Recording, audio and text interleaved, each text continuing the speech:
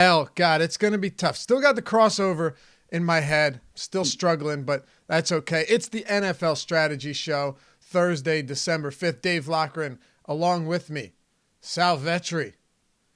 13 games to talk about today. We're going to get through all of them. We're going to spend most of the time on the good ones. I'm also going to spend a second to tell you about Yahoo Daily Fantasy Sports, the wonderful sponsor of the Strategy Show.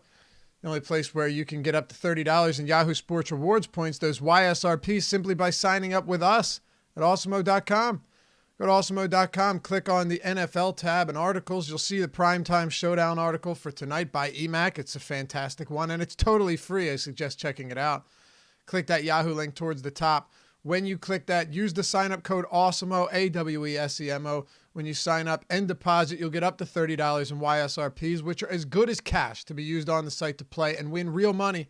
Getting that $30K NBA baller, getting the $200,000 NFL baller this week, 150 entry, max entry too. Not only that, but you got CSV uploads and edits now, and some management-free contests if you get in soon enough before they fill. They fill quick, where every bit paid in by the player gets paid back out to the player. No reason not to be playing on Yahoo Daily Fantasy Sports, and specifically no reason not to get your $30 in YSRPs. Go ahead and do that. Sign up with us and get them upon depositing. Use them, win money, and then when you feel like it, you can withdraw that money and use it wherever you please. That's Yahoo Daily Fantasy Sports, sponsor of the Strategy Show. Sal Vetri, my brother, how you feeling today, man? Feeling good, man. Feeling good. Yeah, we finally have first time in a while. We touched on it on Tuesday, a big 13-game slate. So excited to break it down. And just looking at the ownership and things like that early, makes sense that nobody's really popping off. There's just so many more players to account for. Yeah, there are. So what do you say well, you know what? Let's do this first. Very important. Very important. Talk about some injuries. By the way, I got the new AirPods, right? I had the first generation AirPods. Like, I don't want to say I'm a trailblazer or anything, but I had AirPods before AirPods were cool, Sal. Just throwing it out there. I kid. I loved them. And these new ones, they got like the noise cancellation. They got the wireless charging. They're egregiously expensive for something you put in your ears, but my wife got them for me because my other ones broke. Very nice thing to do. I hate them. I absolutely hate them. Yeah.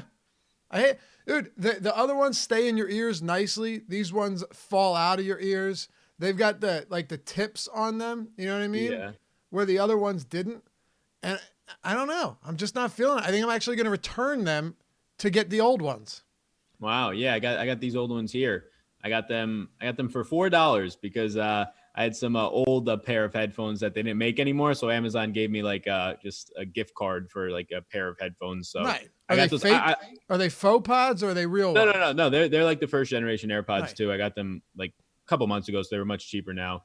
But yeah, no, I like them too. Usually, I like to have a pair that you can just jog with, and they do actually stay in, which most don't. They do, and you don't even notice they're in your ears. Yeah, exactly. I walked in to grab to pick a pizza up the other day, and I walk back. I look at myself in the car. I'm like, I look like an asshole. You know, I had no idea. I just walk around the grocery store with them in, and like lately, I'll just put like a hoodie on and look even sketchier, just because I don't want to look like an asshole. Exactly. Anyway. I did want to ask you about some injury news before we get into it. Anything big that we should be waiting on and paying attention to? Yeah, so I think there's a couple of things. Well, Juju, it's been a while now, but it seems like he's very unlikely to play. Same thing with the Steelers with James Conner. Limited practices, so we'll track that.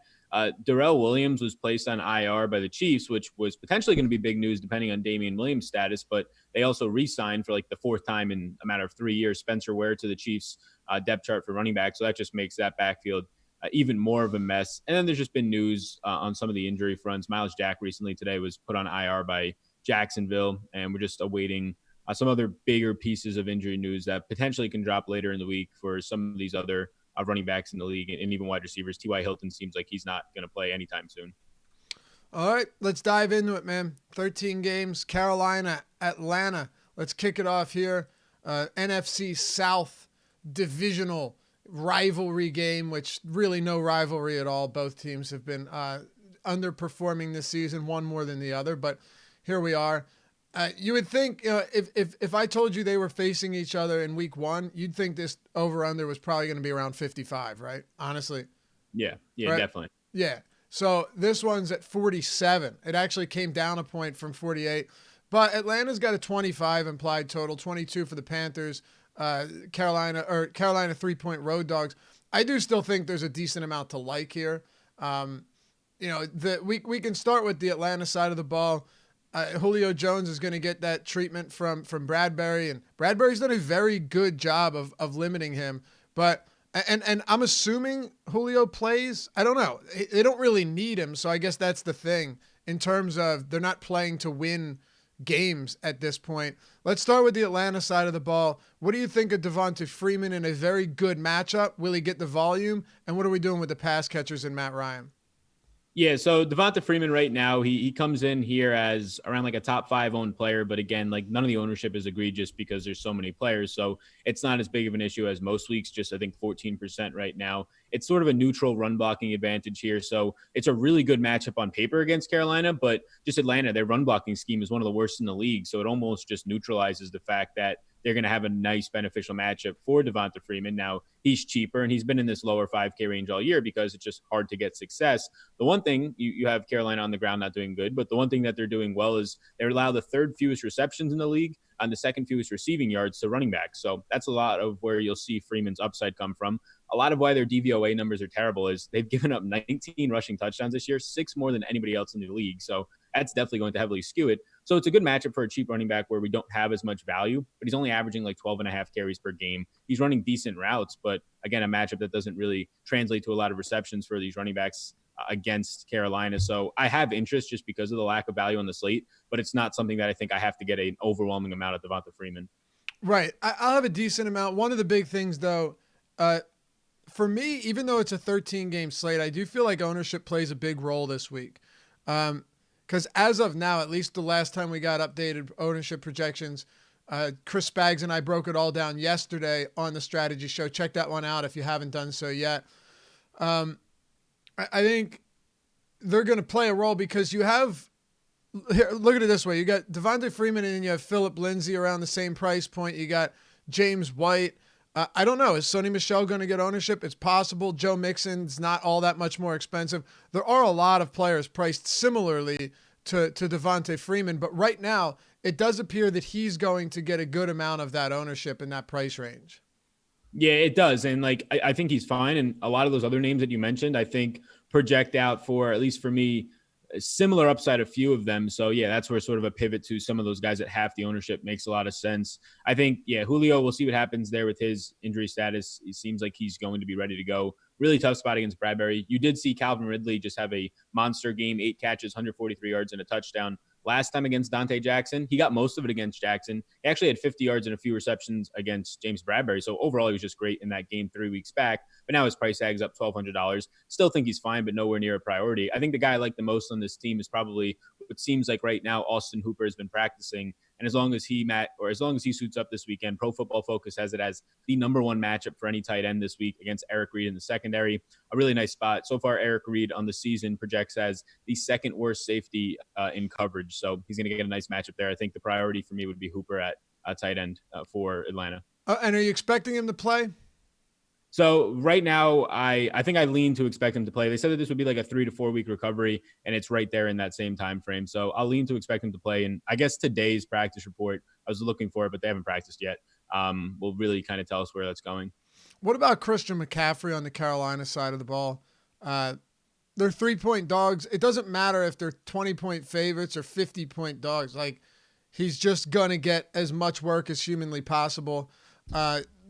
As far as his price point goes, you're going to have to pay a premium for him every single week. Last week was disappointing, but outside of that, he's come through in a big way. And what I found really amazing was a lot of the tournament-winning lineups, like even the Millie Maker winning lineup, had Christian McCaffrey in it because there was so much value that went off.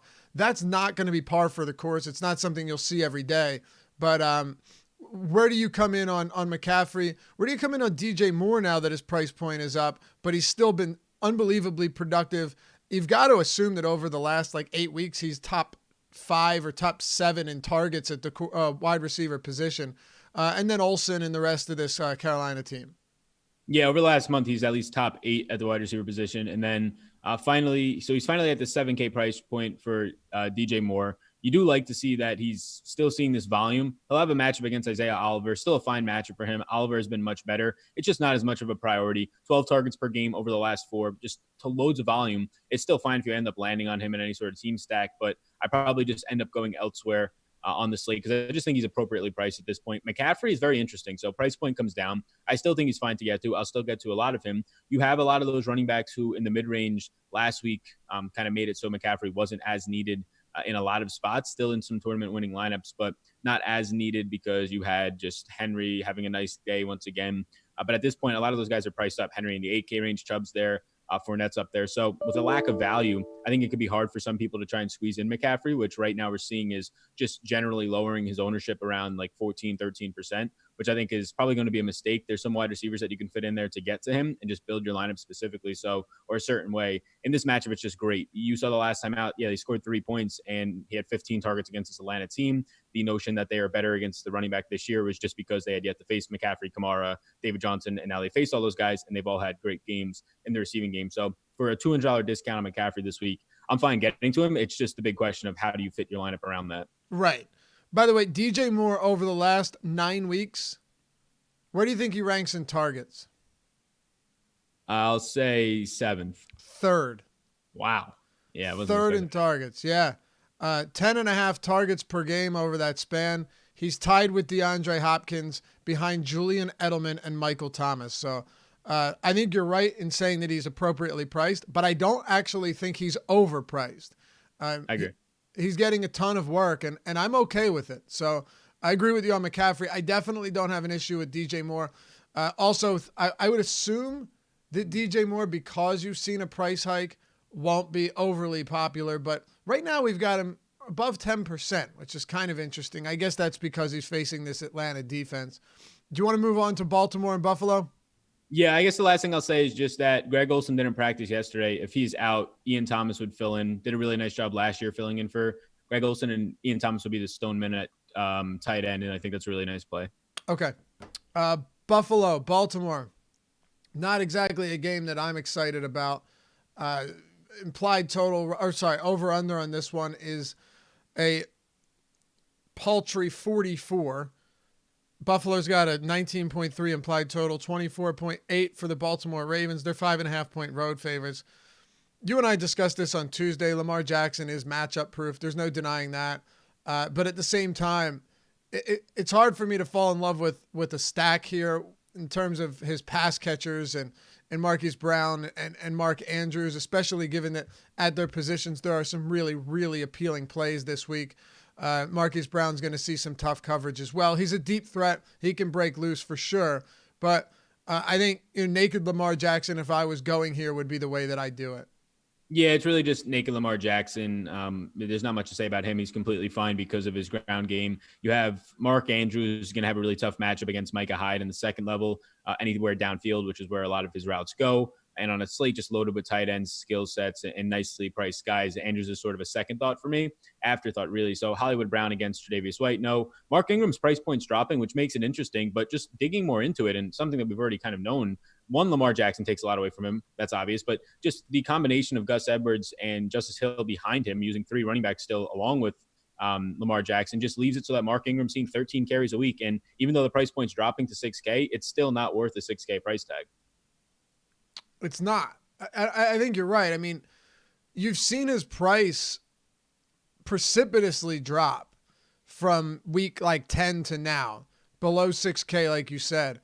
But I don't know. I guess it's interesting in that he can get some goal line opportunities, but when your ceiling is 15 carries for tournaments, how much can you really rely on someone like that when you're looking for those huge performances?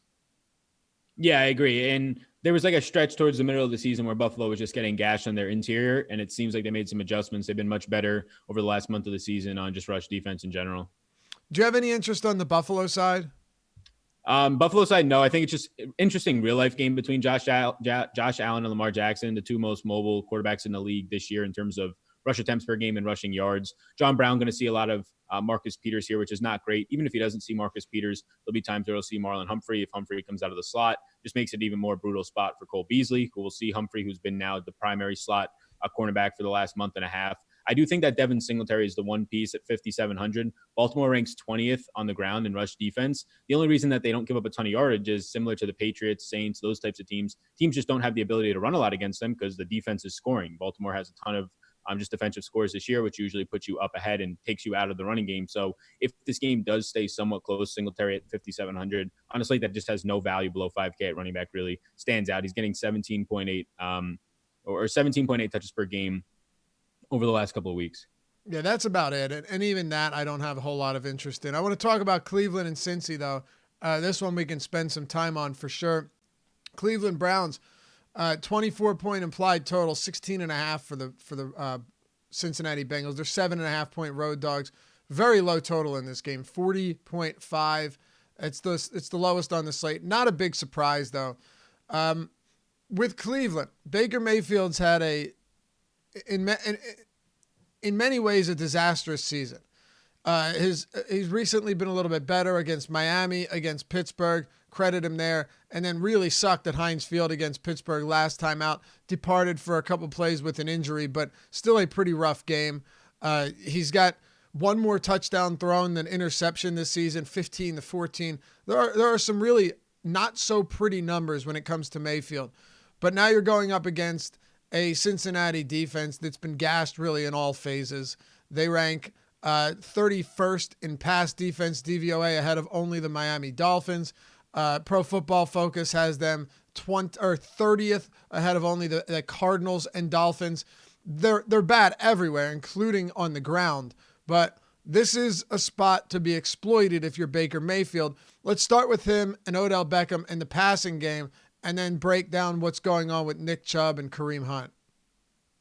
Yeah, so I like this spot here on the slate for Baker, sort of maybe a get-right spot, but really just the individual matchups against still a Cincinnati secondary and really team overall that has not even improved over the last month, just kind of stayed afloat, even though they've sustained more injuries and they just have a BW Webb, a slot cornerback, moving to the outside. They've had to move one of their safeties to be a cornerback. They're just trying everything right now, and it's barely keeping them afloat as a really, bottom of the barrel defense, just not becoming catastrophic there. So what you get is just nice matchups for both Landry, who after just 2 weeks of having Kareem Hunt, you saw a trend of Landry going to the outside more and Hunt taking over more of those slot wide receiver snaps. But over the last 2 weeks, it's completely flopped. You have Landry back in the slot a ton. Rashard Higgins has taken over on the outside. And now you have Landry just still staying as a solid player. Again, it's out there that Odell is having a rough year. I think that Odell right now, we can keep saying like this is the spot for Odell, but at a lower price point in this matchup, BW Webb converted outside receiver into the slot where he went from being terrible to being okay and average. Now back outside to the outside. It's just a good spot for Odell at a low price point. I'll keep going back to it. So I think Odell becomes a priority for me in the passing game, but by the likes of it and just the matchup, I'm naturally going to get to a lot of stacks here, and I kind of feel okay about it. I have no issues with it at all. I mean, this is a hill that I am willing to die on, right? While it's been miserable season for the most part for guys like Beckham, it doesn't mean that every single week they're not going to be able to produce. Like he is still an elite receiver. He is still going to have some really big games. I should say really big game or two, because he's had one really great game this season, and that's it. But this could certainly be it. I'm going to get there. And the big thing here, on a site like DraftKings where they preemptively price these guys up so often, they have totally neglected Odell Beckham's price point. He's $6,300. It's crazy. He's cheaper than Jarvis Landry. Yeah, he's cheaper than Jarvis Landry, which, based on recent production, maybe he should be. But, we know what this guy's ceiling is overall. The offensive line has been an issue. Just the play calling and probably his own skill set to an extent so far has just not been there overall. But this is just a matchup where it's going to be great for him. I don't know what the ownership right now. I didn't see Odell's, but it's not anything near the complete top in terms of being outrageous. So I'm completely fine to getting to Odell. I think he's coming in slightly above 11 or 12% owned right now. Yeah, right now we're looking at 12.5%, which is at that price point. I'm more than willing to get there. I like him the most on this team. When it comes to the run game, Nick Chubb just continues to get volume. That's not the issue. The issue is that he is pretty expensive here. But do you think Nick Chubb warrants consideration, knowing that he'll probably get, I'd say in this game, assuming they play with a lead, and I don't have any reason to believe that they won't, Probably another 20 to 22 carries. Kareem Hunt's mixed in with like 6 or 8 himself, but he gets the passing down work. What are you thinking? Yeah, so you have Kareem Hunt since he came here, 20 more routes run than Chubb, so about 5 a week, which is to be expected, and maybe even less than people expect. But Hunt's just more scheme for on those plays, a lot more in the slot, whereas Chubb's are all out of the backfield, maybe like last option security blanket type stuff. So I think Chubb, yeah, he can get all that volume. The interesting spot is at that 8K price range, he grades out a lot closer to Derrick Henry now. These guys are both 8K. They're going to get primarily most of their work on the ground. I still do think Chubb's just going to see 2 or 3 targets more a week probably than Henry, but not enough for it to really matter since they won't be schemed for him. So choosing between Derrick Henry and Nick Chubb is really tough for me. I just don't really want to get to either of them. Like if Chubb was 7,300, 7,500 this week, fine. It's a fine matchup, but I'm really leaning towards the passing game here against Cincinnati, so I probably don't get there. I think he's fine if you want to get to him. Similar things can be said for Henry. I just don't really have a strong stance on either of those guys the way that they grade out, and obviously Kareem Hunt being back there doesn't help me. Hunt's price point at where it is right now for his workload and his role in this offense, I probably don't want to get to that either. It's really just a passing game for me. Fair enough. I'd say the one interesting factor here, though, is he's coming in around 8% ownership. If Chubb goes entirely overlooked, I'm willing to take a couple stabs at that, just knowing that he could give you 130 and 2 touchdowns, and it wouldn't be a huge surprise against Cincinnati. What about the Cincinnati side of the ball? Andy Dalton, look, he's no Peyton Manning in his prime, but he's also markedly better than Ryan Finley. And we saw last week that they got their first win. He wasn't even great, but he was good enough. He was efficient enough.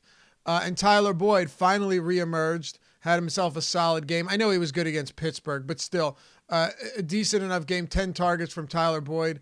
Auden Tate, 7 targets in this one, 66 yards, modest production. But then John Ross, not the pitcher. John Ross looks like he's going to be back in action this week too. So that kind of throws a wrench into the works. What are your thoughts on the Bengals? Yeah, so John Ross might be back. It's going to be interesting to see just what his role will be and if he's 100% healthy. I haven't seen him in 2 months now. So interested to see what John Ross looks like. It's really tough to want to take a stab on that, but I'm not opposed to doing it with how the Cleveland secondary has looked. So my thought here is that it's really just a run back option spot for the most part in those Cleveland stacks. But I do think Tyler Boyd, even in cash games, is fine. 5 out of his last 6 games, he's had at least 5 receptions and 50-plus yards. He did that last week with Dalton back in there. Dalton's throwing over 40 times per game when he does play this year, as opposed to Ryan Finley throwing 25 times and half of them at the feet of his receivers or just getting batted down. So there's just so much more opportunity for Boyd, whose price tag did come up $400, but it's still fair for just the overall elevation to the production that he'll have with a guy like Andy Dalton back there and just really anybody of an upgrade to Ryan Finley's like 3.8 yards per attempt. So I think Boyd's a priority there. Auden Tate becomes just a little bit more risky, I would say, with John Ross back in the fold. He should still be a primary outside receiver with Ross there, but you imagine just more targets are going to go away from him as opposed to Alex Erickson. That's also a big bump up if Ross comes back for Boyd, because Boyd will stay in the slot more as opposed to Alex Erickson getting some slot snaps. So that's it for the receiving game. Ross is sort of a wild card that maybe I'll take stabs on, but for right now, I'll probably just track the health status of him. And then John Ross. It's tough, isn't it? Joe Mixon on the ground, everything. Yeah. Joe Mixon on the ground here. He's just seeing a ton of volume. And a lot of that was just not wanting Ryan Finley to throw the ball. They get ahead last week. So we really don't know what happens when they're trailing and you have Andy Dalton at the helm since he's throwing so much. But 22.3 touches over the last 4 weeks. Browns ranked 28th on the ground. I think it's something to at least take stabs on. The issue is if they do get down and they're big underdogs here, he's only running 2.5 routes per week more than Gio Bernard over the last month. So it's not like he's completely active if they get down, which is the issue. Right. The good part is that he's been on the field, averaging 75% of snaps over the last 2 weeks. I think it's a salient point in saying we don't know what will happen if they're playing from behind. But my assumption is that Mixon still gets a lot of opportunities. For me, I would consider him someone where I'd be okay with like no more than 10% Mixon, and even that might be a little much for me. Yeah, I agree. I think at first when I was looking at it, I liked everything I was seeing, and then just realizing that they are almost double-digit point underdogs here can get really messy quick. For sure. And like you pointed out, if he was catching passes, Mixon would probably be one of my preferred running backs at sub 6K. But yeah, all season long too. It's just for like last year, he was one of the better pass catching running backs. This year, I know I don't know if it's personnel or scheme or what. They just have not been utilizing that. It's unfortunate. He's at least on the field a lot, so that's good. You want to move on? Yeah, let's do it. Let's talk Green Bay and Washington. Davante Adams last week was chalk, and he came through for us. Could have had a bigger game. Could have had a bigger game against Carolina a couple weeks ago too. But he was still, finding the end zone twice. I said to Spags yesterday, dude, the positive touchdown regression was long overdue. If Davante Adams, I'm not even kidding when I say this, over their final 4 games, if he averaged like 1.5 touchdowns per game over those games, would you really be that shocked? Like, who else do they have to throw to? Allen Lazard's not going to rack up 100+ yards and touchdown on 3 targets every game. Jamal Williams and Aaron Jones aren't going to continue to be this efficient as pass catchers in terms of the ability to get into the end zone. Davante Adams, just, he's going to get peppered with red zone opportunities. He's Aaron Rodgers, clear of all the receivers in football, outside of Michael Thomas, I would say Davante Adams, even ahead of DeAndre Hopkins, is like the clear-cut top option of his quarterback. And the reason for that is because, unlike Hopkins, there's nowhere else to go. So that just is big to me. I'll tell you this much. When I said I could see him averaging however many 1.5 touchdowns per week over the final 4 games of the season, Sal, his red zone looks in the last 4 games that he's played are 5, 2, 2, and 4. Yeah. That's crazy. Yep. Yeah. So like if you just go back 3 years, this guy is leading the league in touchdowns and red zone looks and red zone touchdowns. He's very similar. Hopkins is another guy who's up there for all those. But yeah, like you said, he is the only option really. And maybe in the entire league, like you were saying, I would echo that and agree that Aaron Rodgers trusts him more than really any quarterback in the league probably trusts. So looks at their receivers up there with Thomas and Hopkins. But it's if Rodgers is going to throw the ball on average these 30 or 32 times a game, much less than he has in the past when he's throwing 36 to 38 in this new scheme of Matt LaFleur, you're going to get, when they're in the red zone or down there, 3 to 4 targets a game for Davante Adams. And last year it was like five targets a game is just like the average thing that you see. So it's going to happen. It's going to lead to points. This week he's $1,000 more expensive. He'll get Quentin Dunbar, who has been pretty solid so far this year. In limited snaps, but he's been pretty solid. Only a 56.9 pass rating against. That's top 5 in the league out of anybody seeing 200 or more coverage snaps, which is about 5 or 6 games of snaps. So it's a more difficult matchup. But outside of earlier this year, Chris Harris Jr. had success against Davante Adams. Outside of that, there really hasn't been a guy in the last couple of years, even Stephon Gilmore, who's been able to shut down Davante. But you're paying top dollar for him with Aaron Rodgers at a price up point. So like if you're playing cash and you have a lot of money left over, I would choose Davante out of all those top end wide receivers, but he's not a priority. This Packers team is 13-point favorites. I look more towards the running game here. Aaron Rodgers, the big thing to note, though, Matt LaFleur, I don't know if he was just trying to be nice, but he said that Washington's defensive line is skillful and scary. The Packers are going to have the biggest pass blocking advantage on the slate at plus 21% this weekend over average. So Rodgers have all the time in the world to throw. It's just a matter of, can you afford it, which I don't think it's a necessity at this point when they're 13-point favorites. Okay. Looking at, because you mentioned that they're not throwing the ball as much, and many instances they haven't needed to. But when you look at Davante Adams, market share or his target share, it's his market share of air yards is 39%. He has a 31% target share since week 4. Like, that is the big thing for me. That even if you're not throwing the ball as much, Adams is still going to be the guy that you throw it to all the time. I don't necessarily disagree with your points that the price up makes it difficult. I don't see myself running team stacks here, but I don't have an issue getting to Davante Adams at this price point. And one of the biggest reasons for that, though, I'll just ask you right now. Michael Thomas is going up against San Francisco. He is arguably the most reliable receiver in the league, second most reliable player probably behind Christian McCaffrey. I guess it's a crazy thought, but I think that Davante Adams is probably this is as much equal footing he'll get with Michael Thomas all year long is what I would say. It isn't to say that they're equal, but and you mentioned Dunbar's been good, yes, but San Francisco has been crazy good defensively. I think they're closer than they'd be on any other week, to put it that way. Oh, yeah, I agree. And like so far this week right now, I'm just looking at it on my own sheet. Right now I have Davante Adams for 0.8 points less than Michael Thomas. So based on the price point, yeah, I would rather have Davante Adams this week in his matchup. And like the other thing to be said, they're 13-point favorites, but you saw this in the Oakland game for Green Bay. Like they were still throwing into the fourth quarter with Aaron Rodgers. He'll only throw 32 times, but he's won tournaments this year on just being so efficient and effective. And if he does only throw 32 times, Adams is probably still seeing a minimum of 8 targets to 10 targets in the game just because of the lack of other options they have. Like MVS at this point is about to be cut by this team. He's running like 8 routes per week. That's how bad it's gotten.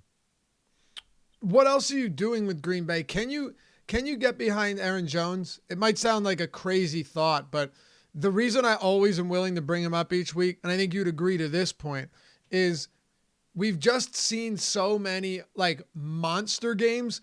And from like as a tournament play, he's one of those guys that makes sense to get at least a little bit of if he's going to be way on their own, because you look at some of the performances, he'll have a 5 fantasy point performance, a 4, a 3, a 7, and then a 27 with 3 touchdowns, a 45 with 4 touchdowns, right? Just crazy games from Aaron Jones. He had a 52 with 4 touchdowns. Sorry, the 45 was 2 touchdowns. He does have that upside, and they are so willing to give him the ball in the red zone at the goal line. Davante Adams being back can eat into that a little bit, but Aaron Jones is still someone with the touchdown equity is pretty high in matchups where they're big-time favorites. Yeah, I think he's a really strong GPP play, especially at that ownership. You're probably more times than not when he's a 13-point favorite. When he's a 13-point favorite like Come this, on, Sal. Yeah, I usually have that silence. I'm joking. On these types of slates, when he's a 13-point favorite at home too, with a positive run blocking advantage here, like you're probably going to get 15 touches out of him just because Jamal Williams is back there for 40% or so of the snaps. But it's a spot that I really like Aaron Jones in at 6,700 just because he's not going to be looked at that much. And you have to imagine more times than not, they're going to try and feed the ball here as almost 2 touchdown favorites. And also another point being, before last week, Matt LaFleur in 2 separate press conferences was asked about Aaron Jones' role in the offense and just the pass catching game since Davante came back, pretty much what we've all been saying in the DFS Twitter space. And he said that, yeah, it's something that I've been trying to prioritize this week and getting Aaron more involved. Well, last week he comes out, he sees 6 targets. He only saw 4 total the 3 previous weeks before that, and he caught 4 of those balls. He didn't have a great week because he had 18 yards on the ground on 11 carries. But I would imagine in this spot that you're probably going to see him still being, if they're going to do what they did last week, you're just still going to get 4 to 5 targets out of him if they're going to give him a little bit of a bump up. If he gets anything going on the ground, it's a nice spot for GPPs. Anything else for this game on the Washington side? Darius Geis certainly coming off a big game. There may be assumptions here that he'll get rewarded with more opportunities. I haven't seen anything confirming that, but that'll be a discussion. Adrian Peterson still seems to have some involvement, though. Out carried him 13-10 last game. Again, that could change. There's no question that Geis is the future in their backfield and not Adrian Peterson. But from a snap count perspective, Adrian Peterson played 36%, Chris Thompson 36%, and Darius Geis played 30%. And really, the passing game here is just flat out disgusting. Yeah, like Geis was, like you said, 3rd on that team in carries. And I think the argument can be made that they don't want to give him more work. He's coming off of 3 different surgeries to this knee, and the year's over. Just let him do this limited stuff. He's looked great. 60-yard touchdown run with a stiff arm last week, which was the far majority of his production on his 10 carries. But there's no reason to let this guy for the last 2 or 3 weeks of the year, when it's cold out, when your joints can be getting tightened up, go out there and run the ball 20 times in games that don't matter. So I think they're just going to take it easy. That's what I would do. I don't think there's as much upside as the price comes up on him. Terry McLaurin is just a guy that I want to play at this price point where they have to throw. But if you've watched any of these Redskins games or been on McLaurin, he's had 3 touchdowns overthrown by Dwayne Haskins so far. Like everything you want to happen, McLaurin continues to get open and Haskins is just missing them. Now, I don't know how often this can continue to happen, but it has been happening. But at 5,100, like it sounds gross to say, and I think Haskins has performed as poorly as anybody except Ryan Finley so far this season. But I'm. What about Luke Falk? I was trying to think in my head who the Jets quarterback. I was going to ask you who the Jets quarterback was, but yeah, Luke Falk has been the worst quarterback in his short time. No question. And then Ryan Finley, but yeah, Haskins has been really bad. But I probably will still take some tournament stabs at McLaurin. It doesn't feel great, but he's been getting open. It's just a matter of can you hit the open guy. He hasn't been able to yet, but I have some confidence that he can sometime. All right, let's keep it moving. Then we still got some games to get to. Denver and Houston. I don't have a ton of interest in this game for a couple of reasons. DeAndre Hopkins Well, you know what? Let's actually start with DeAndre Hopkins here. Curious to get your opinion on him going up in a pretty difficult matchup. Denver has been a top 3 run defense and pass defense this season. It's the only reason they've won any games at all. I mean, seriously. They have a 16-point implied total against Houston. 25.5 for the Texans. They're 9.5-point favorites, 41.5 over under. But, I mean, truthfully, Sal, the only reason Denver has looked even remotely competitive this season, why games haven't gotten wildly out of control, is because they are one of the best defenses in all of football. So actually, I believe they're not top 3 in pass defense anymore, but they're still top 10. And run defense, according to Pro Football Focus, they are number 1. That's what's kept them from being a complete embarrassment, because offensively, outside of Cortland Sutton, it's been bad. Yeah, defense to start the year, first 3 weeks, 4 weeks, they didn't have a sack. They didn't look that great. And since then, they've totally rebounded as one of the better overall units in the league. So, yeah, for Houston, I don't want anything on the run game here. You have them as a nice size favorite. So I don't think Duke Johnson will be as needed as he was schemed in for the Patriots. It's not a power running scheme. So I don't think Carlos Hyde is going to be all that effective in this matchup. And then it comes down to the passing game. No crazy interests here, but I do think it's a sneaky spot for Deshaun Watson. Yes, it's a tough matchup, but look, a 25.5 team total, they're going to have to do something. He is mobile on the ground, which Denver has struggled with running quarterbacks. And yeah, Hopkins, you touched on, he'll get Chris Harris Jr., who has been very good against some top names in the league. Diggs, Davante Adams, Allen Robinson. Odell had a decent game against him. That was it. Keenan Allen, he shut down. But a lot of those guys, and pretty much all of them outside of Allen Robinson, which he did follow Allen Robinson into the slot, Chris Harris, most of them don't run out of the slot, and you have DeAndre Hopkins running close to 40% of his routes out of the slot. So I think you might see Harris move into the slot a little bit, which would give Hopkins, in my opinion, an advantage there. He's 7,400. I really do think he's matchup proof. The toughest matchup he'll ever see in his life probably was last week against Stephon Gilmore. He handled it okay on the routes that he had, 5 catches, 64 yards. He's beat Jalen Ramsey at his peak last 2 years as the number 1 cornerback for 120-yard games. So I'm not getting away from Hopkins here. And at low ownership, I actually do like Hopkins at this price point. I know it's a difficult matchup, but I like the way that he'll probably be schemed into it. And then outside of that, I think Will Fuller has a really nice matchup on the outside against Will Parks, who is a converted safety into a cornerback. So I do think that this is a spot where you can stack this team just because of the team total here. They're going to have to get points somehow, and I don't think it's coming on the ground. Okay, so who would you say your top plays are from both sides of this game? So overall on this one, combining the two, I'll go 1 Hopkins, 2 Fuller, 3 Watson, and then 4 Sutton. Okay. I am just very, very, very leery about anything that has to do with Drew Lock. Yeah. And I would love to say that Phillip Lindsay's a viable option because he has been out touching Royce Freeman a lot, but they're almost 10-point favorites. It's difficult to get there when you're, 9.5-point dogs on the road. And quite frankly, Phillip Lindsay, even with the opportunities, hasn't been very efficient. So I'll ask you this and then we'll move on. Are there any plays to you in this game that you would consider to be priority options, not just decent plays, but priority plays? Because right now, Deshaun Watson's projected for the highest ownership at the quarterback position. It's not too far away from guys like Matt Ryan and Lamar Jackson and a couple of others, but he's up there. And then you have DeAndre Hopkins, who is, I guess, at least top 8 at his position or so on DraftKings because that price tag is down. Would you consider them priorities? No, I don't think any of them are priorities, but I'll switch my ranking. I'll put Will Fuller ahead of everybody for this game because I just saw he's pretty much on at 6%. I like that. Yeah, he'll have by far the better matchup. He won't see any of Chris Harris in this one. Harris usually in these shadows is playing around 80 to 85% of the time on the primary guy, who would be Hopkins. Yeah, I think that's a very interesting point too. You discussed the matchup for Will Fuller already? Sorry, I was reading chat. Yeah, so it'll be against a guy called Will Parks, and pretty much he's a converted safety, and he's played only about 2 games of coverage snaps, and he has 148.5 passer rating against. In those 2 full games of coverage snaps, or 3 full games, 203 yards and 3 touchdowns allowed.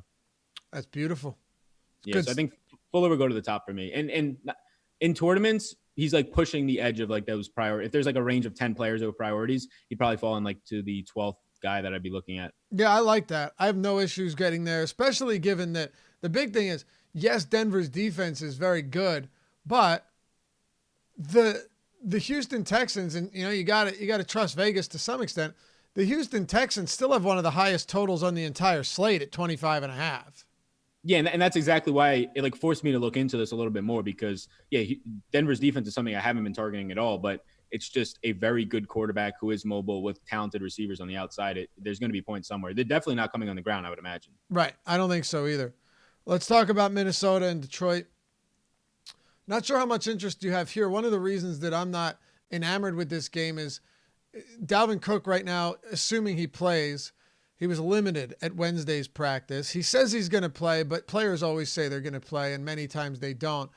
He's very closely priced to Christian McCaffrey, and Christian McCaffrey doesn't have an Alexander Mattison behind him. I'm not saying that Mattison is a stud at all, but I am saying that if Dalvin Cook isn't at full health, Madison's a good enough backup to shoulder some of that load and take some of the pressure away from him. Christian McCaffrey, is just going to get the ball. And to me, they're not far enough away in price to make that argument.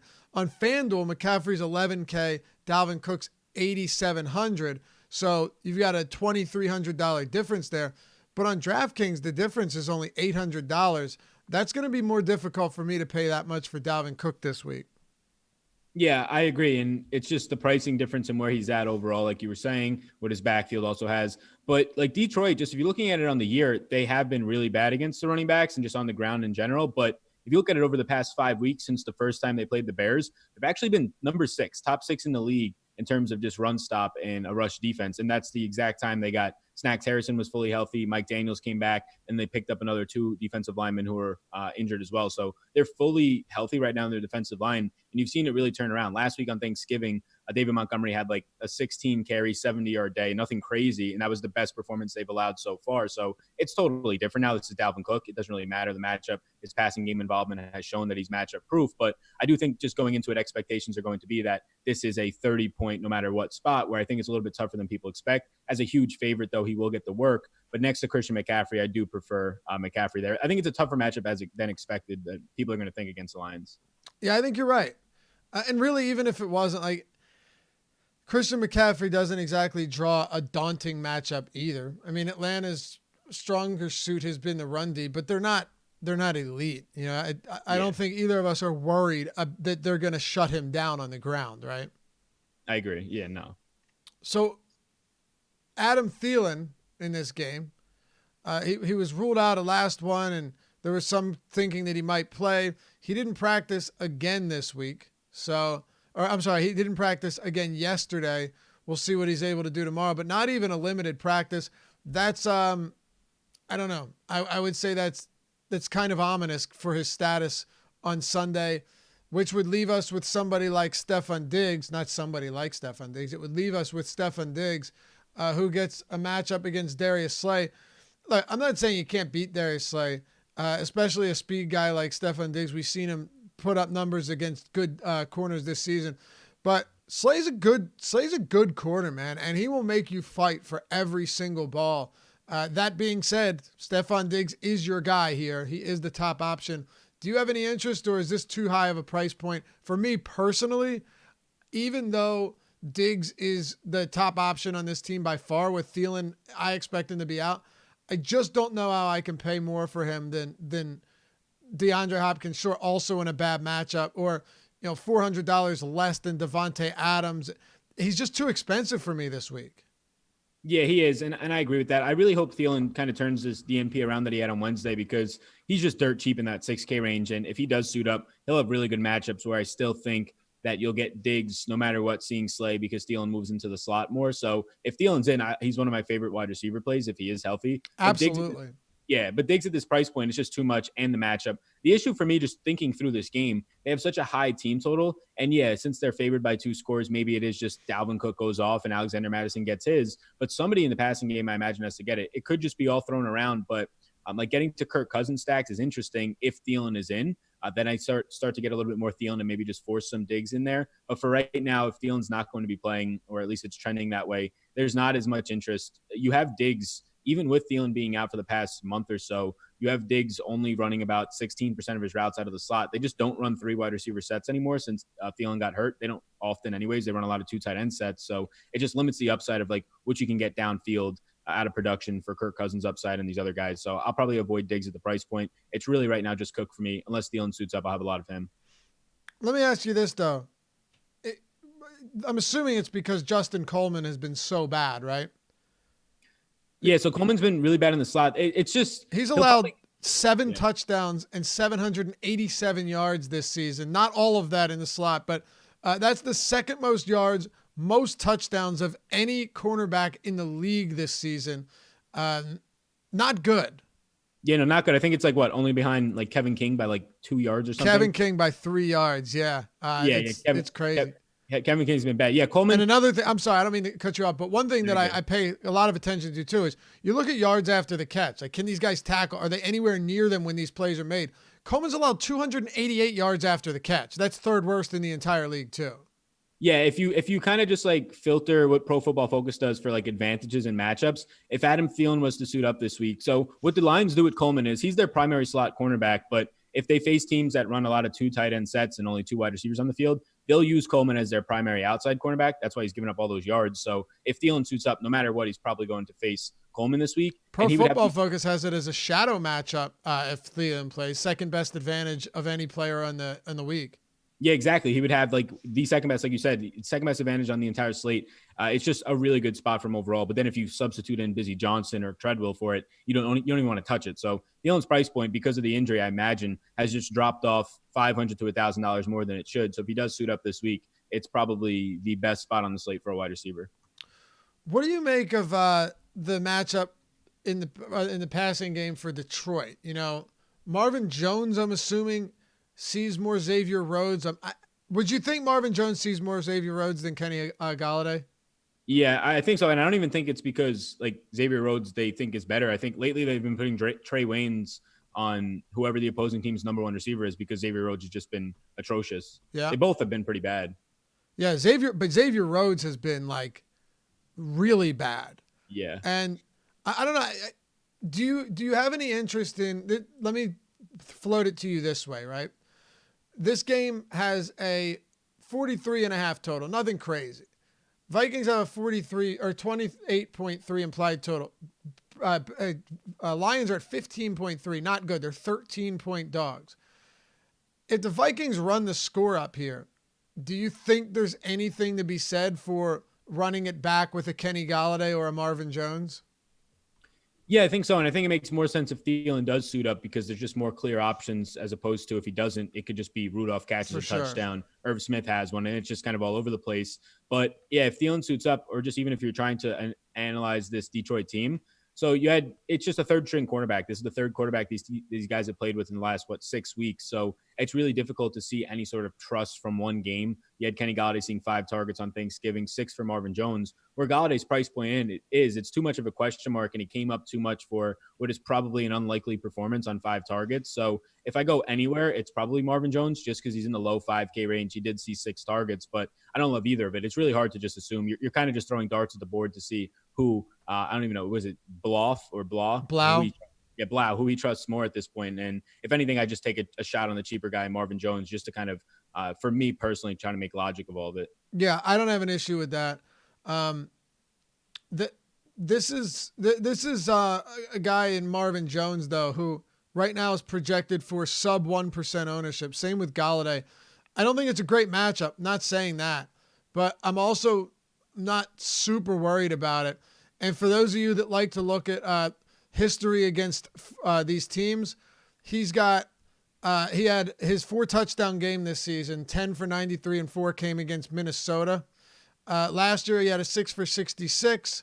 He missed the other game. And then the season before that, 6 on 9 targets for 109 yards and 2 touchdowns. So needless to say, Marvin Jones has had a lot of success against Minnesota. He is actually, and this is why I wanted to get to this, he is actually one of my favorite tournament plays on the week. I don't have faith in David Blau. I'm not saying that, but he can't be any worse than Driscoll. Marvin Jones isn't priced ridiculously high. And when it comes to red zone opportunities, I don't think quarterback is going to change the fact that it's going to be Jones or Golladay getting those looks in the passing game. So I like him this week. I don't have an issue with it at all. Do you want to touch on anything else from this game? No, that's it. The backfield for Detroit, you're at least getting a ton of carries, I guess, from both Scarborough, but it's a huge underdog with no passing game involvement. I think it'll go back down to like the 15 range, and it's just a tough matchup, so nothing else stands out. TJ Hawkinson on IR, but they'll use a combination of Jesse James and Logan Thomas, so not worth it really. If you haven't used the code NFL strategy, one word, to sign up, get your 50% off your first month at awesemo.com. Go ahead and do that now. No reason not to. Or just get the $3.95 per week Express Pass to see what you're getting, and then add on to that as you go. Or still use the NFL strategy code when you're ready. It gets you 50% off your first month of Platinum Awesemo Plus, all access, all exclusive, all access premium pass at awesemo.com. Go to awesemo.com/join. Click begin membership, and we'll guide you along the way to get you a subscription that's catered exactly to what you need and your style of play. And also scroll to the bottom of that page. You'll see tutorial videos on all of our best, most popular tools, so you know exactly what you're getting. You don't have to dive in head first. NFL strategy is the sign-up code. Hopefully we'll see you over there. And if you do decide to sign up to get your 50% off, head into the NFL or the premium Slack chat where we're talking DFS all day long, all night long. A bunch of friendly people in there. Be sure to show you around. All right, let's keep it moving here, Sal. San Francisco and New Orleans. Let's keep this one quick because I want to just touch on the big factors. Michael Thomas right now projected for immense ownership. Well, put it in context for the slate, highest ownership of any player. And then Alvin Kamara projected for the second highest ownership of any player on DraftKings at 7,000. Michael Thomas is 8,300. So the difficult matchup doesn't seem to be dissuading people. They like those price points, and it seems like they're going to go there. You and I on Tuesday said a lot of it on Kamara will come down to ownership. Well, now we have the initial ownership. What are your thoughts? Yeah, so Kamara, the initial ownership is that I don't like that he's the second highest owned guy, but it's just not like 20 or 25% due to the slate. It's around everything spread out. Yeah. Yeah, it's like spread out. So it's sort of like a non-issue for me at this point. When you relate it to guys like Le'Veon Bell, who's a little bit less owned, then it starts to become somewhat of a decision. So yeah, Kamara I have right now for 18 total touches. You probably get like 12 to 13 on the ground, 4, 5, 6 receptions. It's just a spot where San Fran's been very good against pass catching running backs. They haven't been able to face outside of McCaffrey, any other really elite guys. They shut McCaffrey down. They give up the least receiving yards, third least receptions. The price point's too good to ignore, so I'll probably come in around where the ownership is, but I don't feel as aggressive of taking a stance on it after breaking down into the matchup more. It's just this defensive line, just the speed on all these guys is insane. It's going to be the toughest matchup, as it was for McCaffrey for Kamara. I think so too. They rank number 1 in DVOA against pass catching running backs. It's a tough spot, man. Where would you put Michael Thomas as far as your receivers go in terms of ranks this week? Yeah, so I'll pull that up. So Michael Thomas right now for me, if we're talking about the top end range, I have Davante Adams up in that range, slightly ahead of Michael Thomas. I have Julian Edelman in the 7K plus range ahead of Michael Thomas, just like point per dollar wise. And then very close with, if Adam Thielen plays, they'll be very close. So he's probably right around like a 4th or 5th interest when it comes to just like pure out point per dollar on the top end, but filtering in throughout the rest, he'll be like 6th interest to mine, somewhere in there. So he's not a priority for me, say, and he probably at that point comes in right around where he's getting owned. He just doesn't have to see Richard Sherman. He'll have a difficult matchup against Witherspoon, but nowhere near as difficult as what Sherman's been doing. Witherspoon so far this year in limited games, he's still a top 10 cornerback in terms of pass rating against, but you have Sherman as number 1. So it's just different tiers at that point. Tough matchup overall. He'll still see the volume. It's just at this high price point, I'd rather get to guys who are either cheaper or in easier matchups like Davante Adams. Okay. I hear you, and I'm with you. With the rest of this game, do you see yourself getting to anybody? I personally think Kittle's an interesting option. Ownership for me, I don't think it'll be a huge deal, but he is up there. They're going to need to move the ball somehow. And I still think because both of these teams are just good teams, put it simply, points will be scored. How many? I don't know. It's unusual to see the Saints with a 23.5 total, usually much higher than that at home. But what are your thoughts on the San Francisco team? And then we'll close this game out with, this is one of the most important questions of the week, given the projected ownership. Do you have any priority plays, any necessities that you feel from this game need to be in lineups? Yeah, so I'll close it out with that. On the San Fran side, yeah, Kittle stands out. He's just a lock if you're going to. So the last 2 weeks, you've only had Jimmy G, because of game scripts and the way that they played Baltimore, usually a slower paced game, you don't see as many possessions. He's only seen like 5-6 targets, but more times than not, when Jimmy G throws 32 times, Kittle's a lock for 7 or 8 targets based on his target share. He's going to have a really good matchup this week in the secondary against Von Bell. So Kittle, who's the cheapest he's been in about 2 months, is a guy that I'm probably going to get a good amount of. He'll be a top 2 or 3 owned guy for me. Nothing else stands out. Deebo Samuel's price coming up in what should be a tough matchup. Same thing for Emmanuel Sanders. So it's really just Kittle. Matt Breida should be back as well, so it makes the backfield a little bit messier. The priority for me out of this game, honestly, is probably Kittle, just relative to what the rest of the ownership is on the field. I'll probably have more Kittle than anybody else in this game and more Kittle than the field does. And then after that, it's probably Kamara. That's where I'm at, too. I'm surprised. I thought Kamara would be your top option. I think Kittle is just too good to be completely held down in a game where you would assume they have to throw. And you would also assume that the Saints are going to score some points. Like I said, I don't think this game's too hard to evaluate. Very difficult matchups, but discounted price points put the Saints in play. And Kittle's just a really good player whose ownership isn't going to be out of control. You know what I mean? I don't think it needs to be overanalyzed when you're looking at these two teams. We know exactly what we're getting. Yeah, exactly. And like, I do think Kamara is still a fine play. It's just when you get down to the tight end position, there's a ton of guys on there that they're all great players, but a lot of them are just at weird price points. And you have just, since there's so many of them, I think it'll go overlooked that Kittle is the cheapest he's been, the second cheapest he's been all year, cheapest he's been in about 6 or 7 weeks. And that's really hard to ignore with the upside he has on 8 targets that I'll probably see. For sure. All right, let's talk about Indy and Tampa Bay. And hey, if you guys enjoy the show, hit that thumbs up, like the video. It helps us out, and we appreciate it. Appreciate your patronage. It'll bring you good luck as well, so I've heard. Subscribe, hit the notification bell as well, so you always know when we're going to drop new content. Indianapolis, Tampa Bay. How about this one, man? Tampa Bay scores 4 touchdowns last week. None of them are passing touchdowns. Wasn't that just wonderful? 46.5 total. 24.8 implied for the Bucs, 21.8 for the Colts. It's a pretty ugly game from Jacoby Brissett if you watch that. There were just a lot of, back foot off balance throws, one of which got picked off. Very ugly one. Actually, 2 of them got picked off. They're 3-point dogs though, pretty high total. On a game that doesn't have a lot of high totals, this is the 4th highest on the slate. Starting with the Tampa Bay Bucs and Jameis Winston. What are your thoughts against Indianapolis with a team that defensively hasn't been bad in coverage? They're not stellar, but they are top 12, top 13 this year, according to at least Football Outsiders. Pro Football Focus has the Colts as the 12th best as well. So they're not pushovers, they're not elite, but they're not Atlanta either.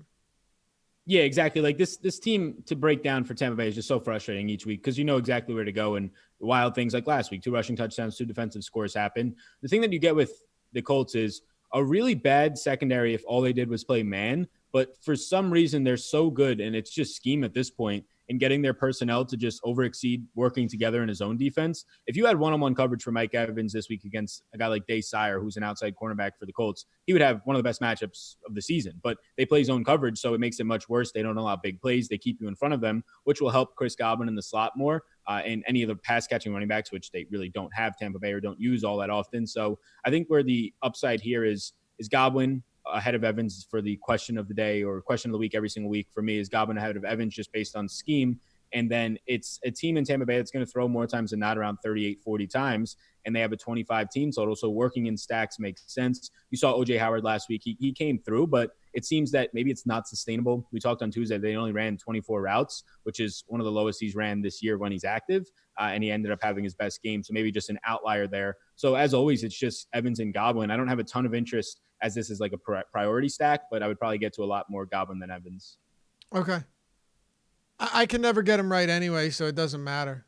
It's fair. I mean, I really can't. The matchups in many instances haven't made a difference unless you've got like a Lattimore matchup for Evans. It's just been brutal. But yeah, I put it to you this way. I wouldn't be surprised if either one of them goes off or either one of them has a bad game. It just seems like Jameis Winston locks in and then takes it from there. I'm just hoping it's not Brashad Perriman or OJ Howard this week. I will ask you about Howard, though. very cheap, tight end position that doesn't have a whole lot of value. What do you make of him? After that benching, he got no work basically at all. 2 targets in week 12 and then 6 targets last week, was on the field quite a bit. And while he hasn't shown us a whole lot because he's getting benched, he did at least play 83% of snaps last week, 77% the week prior to that. Any interest in OJ Howard? Yeah, so I think I'll have some of him, but not a priority. I like some of the other cheaper tight ends better, and he probably ranks as like a 6th or 7th option. Like, I like the skill set here, but he had a good game, and maybe something will come from it, but he only ran 24 routes on that, caught 5 balls for middling 60, 61 yards. The week before, when he didn't do anything, he ran 19 routes. So he only ran 5 less routes. It was just a day where he ended up catching the ball and seeing targets. So again, it can go from that, and he's cheap enough to take stabs on it. But I think if anything, it might just be the outlier performance for what is a pretty abysmal year from him this so far. Thoughts on the Colts side of the ball, knowing that they suffered even more injuries, right? Chester Rodgers hits the IR. Devon Funchess won't be activated this season. We got that news yesterday, I think. And then T.Y. Hilton, I'm projecting him to not play. So here's what that means, Sal. Paris Campbell's back. So that's cool, I guess. But, and by the way, this is a very good matchup. I'm not going to look at Nick Foles' abysmal showing to assume that the Tampa Bay defense isn't still vulnerable. Now, they have been a little bit better recently. I will give them that. The Tampa Bay pass defense has had at least a couple of games where they've been semi-respectable. They're not a bottom 10 pass defense according to Pro Football Focus anymore. So that's cool, I guess. And Football Outsiders has them as the 25th worst. So not the worst or like bottom 5 anymore, but still a liability. This is what we have working for us. I'll toss it over to you. Zach Pascal played 100% of snaps last week. Chester Rodgers played 1 snap and got sent to the IR. T.Y. Hilton was out. I don't expect him to play this week. Marcus Johnson, 93% of snaps. And then Ashton Doolin, yes, that's a real player, 57% of snaps there. Meanwhile, Nyheim Hines saw 43 snaps himself, or 43% of snaps himself, but was targeted how many times in the passing game? Only 2, I think. So kind of strange, huh? Yeah, definitely strange. And it's one of the better matchups you can find, but for a team that it really doesn't matter all that much. So just on a high level, yeah, Brissett plus Doyle plus Pascal, I think that makes some sense in stacks with running it back, but you have Doyle priced up. I still think he's fine here. He saw 11 targets last week. 4,600 is not the $3,300 tag he was out, but I think it's appropriate. If anything, I don't think it's overpriced. Pascal got 100 yards on the nose, played 100% of the snaps for like the 3rd time in the last 4 or 5 weeks. So at his price point, it's coming up. I think he's fine. He's not a priority, but in that mid-range, he's probably the one that stands out the most based on matchup and just volume. Yeah, T.Y. Hilton's comments were pretty much like, I don't know when I'm going to play or if I'm going to play this season. So it doesn't seem like in the next couple of days that's going to turn around. So I think that Pascal's probably the one I get to the most here. Doyle at tight end seems like a fine option. Probably right now I think he's coming in as like the guy I get the 4th or 5th most of. But it is not as great as it seems because with Marlon Mack coming back, even in a tough matchup on the ground, they do have the best run blocking advantage because their line is that good that they can just give the ball to the running backs 25, 30 times in this game, and it really takes away anything out of the passing game for a team that doesn't have the greatest of implied team totals.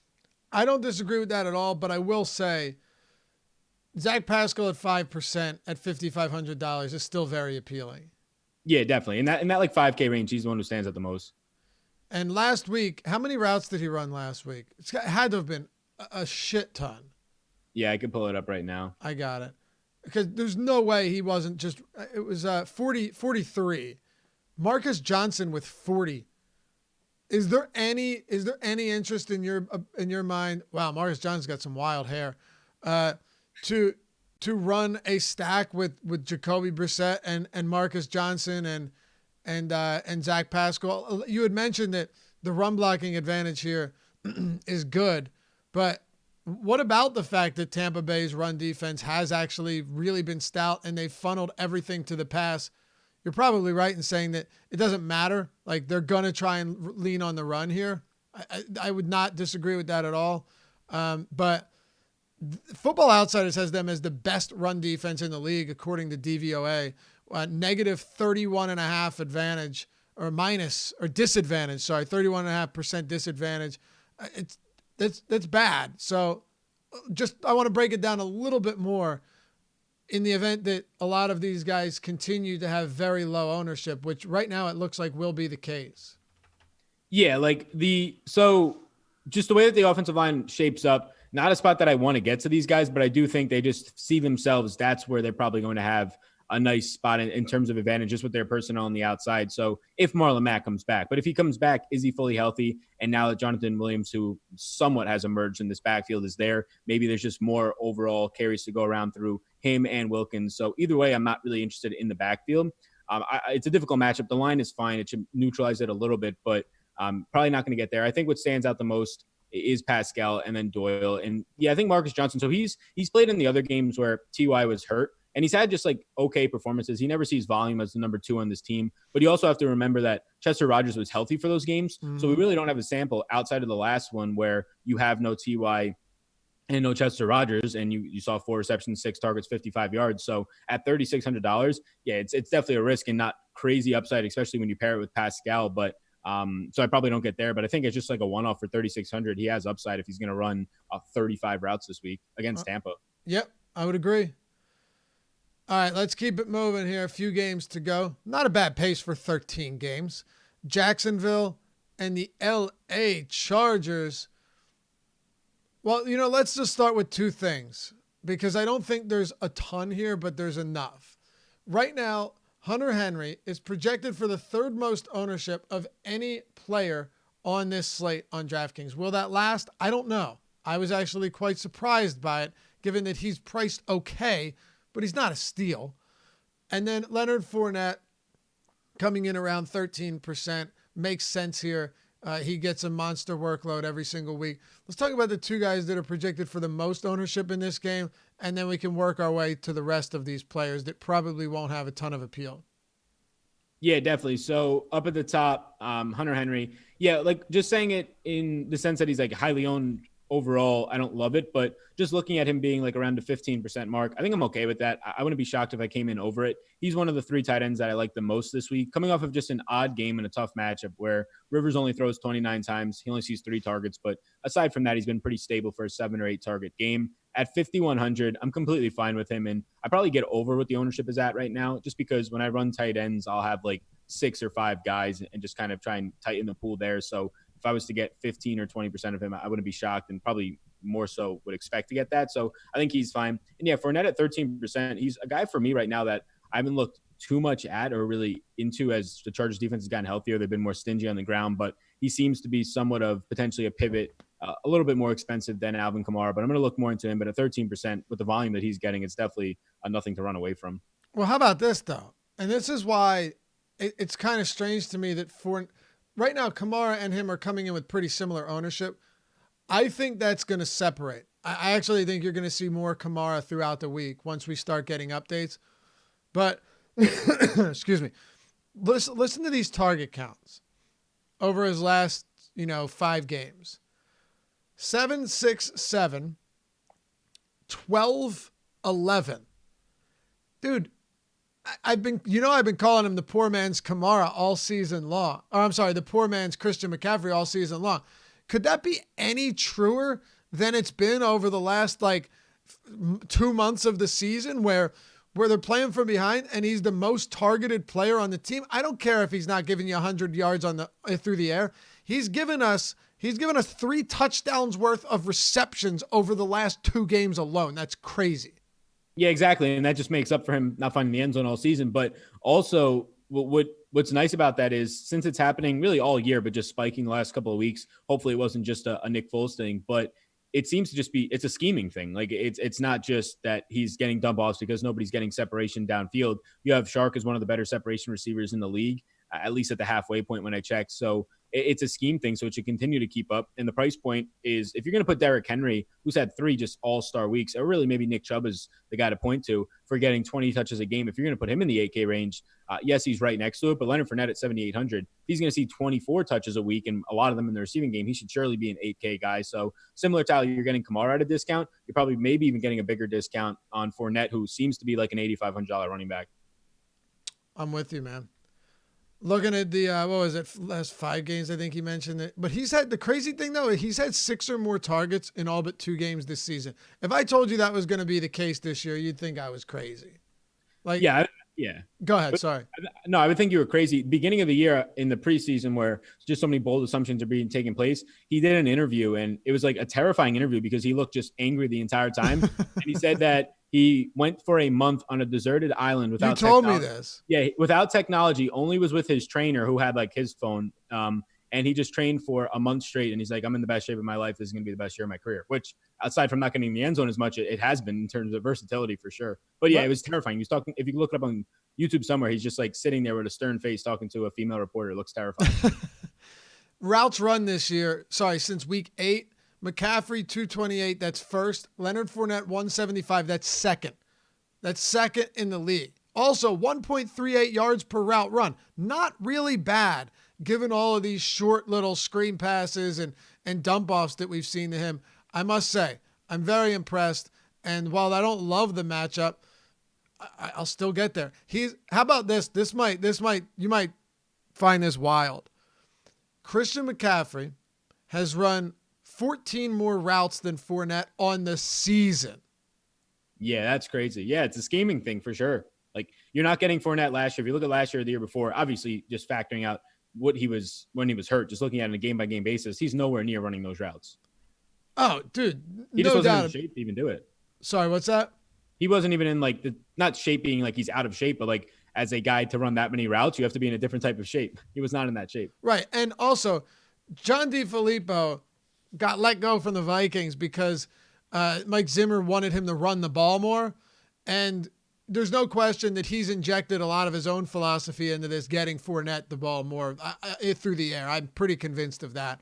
But 32.4 routes per game for Leonard Fournette. I know we spent a lot of time there, but it's really important to identify how valuable he is now as someone in PPR formats. Do you have anything else at all? Keenan Allen's, DJ Shark, anything that stands out to you here?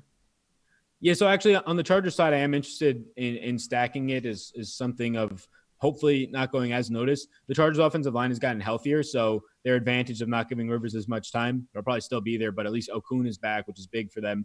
Yeah, Keenan Allen and Hunter Henry type of stacks with Phillip Rivers at that cheap of a price point, it does stand out. It's not the worst team total on the slate, so it's something that I'm willing to take shots on, especially with Keenan Allen, another week removed from this injury, still seeing 10 targets a game. He seems to be getting better, and if you can just get Hunter Henry right, it's an upside stack.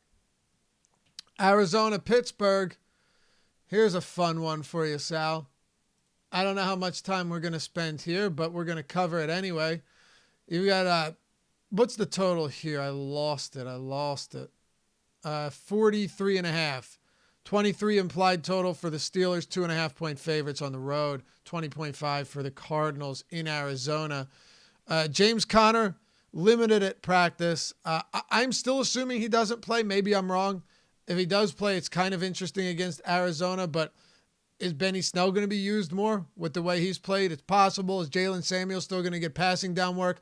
A little bit worried about that backfield because Connor's price isn't cheap enough where I could feel confident if he plays. Vance McDonald against an Arizona team that just allowed a career day to Tyler Higbee. James Washington has been, well, you know what? James Washington with limited volume has been good, but the big thing there is limited volume. Another big thing there is probably a decent share of Patrick Peterson, so that's not fun. And then on the Arizona side, no idea what to do and I just want to set this up for you. No idea what to do with the backfield there. I have exactly zero faith that anything is going to go our way. But Kenyan Drake did play 80% of offensive snaps last week, 88 the week before. And last week, however, Chase Edmonds was active. He just didn't play. So I guess Drake is the guy. Christian Kirk's biggest play was running face first in the field goal post, and Larry Fitzgerald was was pretty much non-existent as well. What an ugly game. Yeah, ugly game. And not a lot stands out here at all. You have Vance McDonald already preemptively priced all the way up to a price tag of 4,300, where he no doubt at all is only because of the matchup. He hasn't done much at all.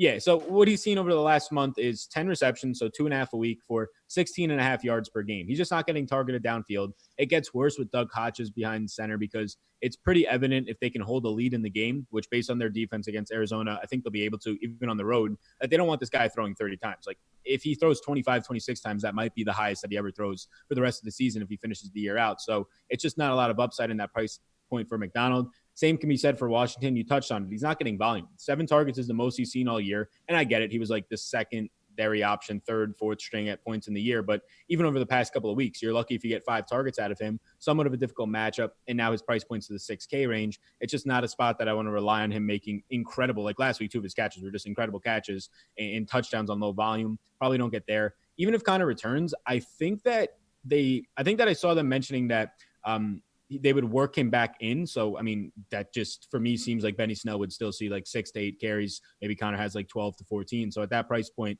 regardless of what happens in the Steelers backfield, even if Connor misses, they've already priced up Benny Snell to 6,100. That doesn't seem appealing unless you get like 2 rushing touchdowns. So Pittsburgh's just sort of a wash for me right now. And on the opposite side, the Steelers defense has been so good overall right now, a top 5 defense. They're number 1 in pass rush, number 5 in coverage. And Kyler Murray so far this year, whenever he faces something of a pass rush, has not looked great. So it's a spot that I don't really like the matchup for Kirk. Kenyan Drake is interesting, and I do think that moving forward, like next week after season-long fantasy playoffs, he's at least a guy that maybe isn't even worth starting, but Steelers' run defense has just been great this whole year. So it's a complete wash. Like I tried prop up maybe the guy that would prop up the most is probably Christian Kirk on the outside. But the big thing with Kirk is they moved him from the slot to the outside, and he's just been much worse since then. He relies on those deep touchdowns with Minkah Fitzpatrick back there. You're just not going to get all the time. No, dude, Minkah Fitzpatrick has been unbelievably good since coming over from the Dolphins. Pittsburgh's defense has just completely turned things around after the first few weeks of the season. That should surprise nobody, man. Top 6 in pass defense and run defense DVOA. I hate this Arizona offense this week. I will say, though, Steelers defense is probably in play again. Yeah, the Steelers defense it's definitely the best. I would say it's like if I had to pick something from this game, it would probably be Steelers defense over everything else. Even on the road, it's just they're favorites. They force the most pressure in the league, and they're facing a rookie quarterback. It should produce something of points, and they just have the personnel to shut everything down here. Like the fact that Arizona wants to continue to run out their Farrell Cooper in the slot more than they're putting Christian Kirk in the slot. It's just very odd. It's very strange, and it has me completely off of this for the most part. If you had to take one play from this game, not the Pittsburgh defense, who would it be? I'd say it's Christian Kirk, and what you're relying on there is really what he was last year on the outside, just a really, really boomer bust, Deshaun Jackson type of receiver. Okay. We got 2 to go, New England, Kansas City. This one's kind of the most fun to talk about because it could go so many different ways. And while you've got a very, very, very good pass defense in the Patriots, I mean, stellar, arguably the best in the league. I don't think anyone would fight you on that. Pro Football Focus has them as the best. So does Football Outsiders by a wide margin in some areas. But there's still a 48.5 total. It's the highest on the slate. They're 3-point favorites, 25.8 implied for them, 22.8 for Kansas City. Points are still going to be scored, and that's the kind of point to make here, Sal. Points will still be scored. Kansas City's run defense has been atrocious, absolutely atrocious. But what is Sonny Michel going to do in terms of damage? I mentioned the Spag something I found very interesting yesterday, that James White, his 2 highest carry counts, like actual attempts on the ground, have come in the only 2 games that they have lost. He has 23 carries combined against Houston and Baltimore, 2 games of which they were playing pretty significantly from behind. You would think that he would be peppered with targets in all of them, but only 1. And amazingly, 23 combined carries in those games, which is a surprise to me. Some of that might just be that Bill Belichick gave up on Sonny Michel and he in those games, and he knows that you're not going to win by giving him the ball. But it's just a very, very fascinating spot for James White because we finally saw him break out to the upside where we haven't seen him done that before this year. And then Julian Edelman, I mentioned over the last 2 months of the season, leads the entire league in targets. So what do you make of New England? And then we'll talk Kansas City. Yeah, so for New England, I think Edelman is the player that stands out the most, and he's one of my, probably if not my favorite wide receiver play, with right now Thielen trending out on the slate. So 7,100, I think it's just a nice price point. Again, leads the entire league in end zone and red zone targets. Interesting enough, you have Kendall Fuller, who's been playing in the slot, and you also have Tyrann Mathieu playing a lot of slot coverage over the last month of the season for the Chiefs, which he's been okay there, but nothing that's going to scare me off of Edelman. So Edelman stands out. Yeah, James White is a 3-point favorite. Seems unlikely this is the spot that you get him to have a huge game. He's the highest he's been priced all season long, so I tend to get away from that. It's really just Edelman here. I would take some shots on Sanu at 5,000. He might be a little bit overpriced. Ward on the outside has been good this year, but if you're just looking for ways to stack this game, I think I prefer getting to 2 pass catchers of the receiving core and going to Edelman and a Sanu. Sony Michel on the ground, he's the most expensive he's been since week 3. And outside of the weeks when Rex Burkhead missed, you saw Michel run career highs in just routes run, and he had his 2 best games those weeks. He caught like 3 balls. Outside of that, he's done absolutely nothing. Saw 20 carries a couple weeks back and did nothing with it. 10 carries last week. It's a spot even against this really, really bad run defense for 2 straight years now. They've been dead worse in the league. It's a spot that I really don't want to get there, but like you said, it can go so many different ways. This can just be the game where Belichick goes, all right, we're going to control it on the ground and give Michel 22 carries. The funny thing about James White, though, is like when he's out there, you don't know if it's going to be a run or pass play. And you would think that would help. He played 78% of the snaps last week. Where would you say your interest is in James White compared to the rest of the position? Yeah, that's a good question. Let me pull it up. So right now for James White, for me, he's so in that price range, he's a secondary.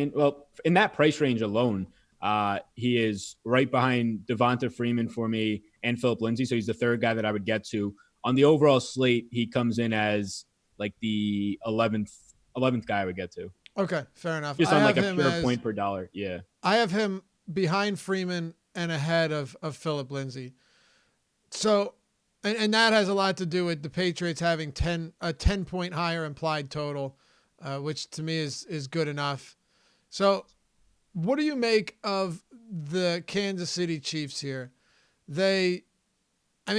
Oh, and by the way, one more thing. Kansas City Chiefs are allowing the 3rd most pass attempts to running backs per game this season, which is pretty significant. Also, no team has allowed more receiving yards to running backs than the Chiefs.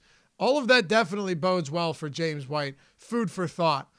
What about Tyreek Hill and Travis Kelce and this disgusting backfield? I'm just going to let you run with this one because the backfield right now, given these injuries, is a mess.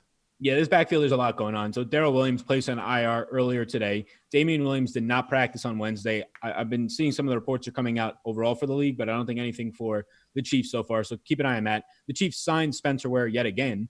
So what you have in this backfield right now, if Damian Williams was to even miss, is Spencer Ware, who knows the system, Darwin Thompson, a rookie, and LaShawn McCoy, who they've been very reluctant to give anything more than 10 to 12 touches in a game. So although earlier in the week it looked like, oh, maybe this is the McCoy 20-touch week or Darwin Thompson 15-touch week, it seems very much that either way there's going to be 3 running backs with the addition of Spencer Ware back there. And I wouldn't be shocked to see Spencer Ware lead this backfield in touches if Damian Williams missed. So I wouldn't really touch anything back there. And it just gets tricky. Patrick Mahomes is 4% owned right now, so I just want to force myself to get to some of that. But you have just a historically good defense here, number 1 in the league. Even if Jason McCourty misses again for the Patriots in the secondary, they have J.C. Jackson, who ranks 4th in the league. This is who their third cornerback overall is, fill in for Jason McCourty, 4th in the league for anybody over 200 coverage snaps and pass rating. He's just been stout as well. Travis Kelce is the thing that stands out the most with a $1,000 price drop. But if you look at the way that New England and Bill Belichick just played the Chiefs over the last since really 2015. So starting in 2015 when he was coming into the league, 6 receptions, 23 yards in the playoffs against them. But now the last couple of years, 5 receptions, 40 yards for Kelce against the Patriots, 3 receptions for 23 and 5 for 61. They've just really found a way to hold down Travis Kelce. And it seems like the stereotypical Bill Belichick's going to take someone away from you. It's really hard to even try and take away Tyreek Hill. So it seems like it's just happened to be Kelce. So would you have any priorities here, knowing that there's just such monster upside for the Kansas City Chiefs if things go well, even though it's a tough matchup? So like relative to the whole slate and just getting guys as one-offs, I would say no, but I'm going to just try and prioritize getting more stacks in general. So I'll just have 10% of my lineups or 8% of my lineups just forcefully have like a Patrick Mahomes in there with a Tyreke and a Kelce, or a Kelce and a Watkins. And it's just that the matchup is so bad that I don't want to go more than that. But seeing Patrick Mahomes at 4% owned, if I have 8% of him and double the field, there's not a lot that can go wrong there. Yeah, absolutely. I'm on board. I think Tyreek Hill, though, yes, he's expensive, but I'll have some Tyreek Hill. I'll have some Michael Thomas. I'll have some Davante Adams. But among the three of them, I would assume I probably have less Tyreek Hill than both.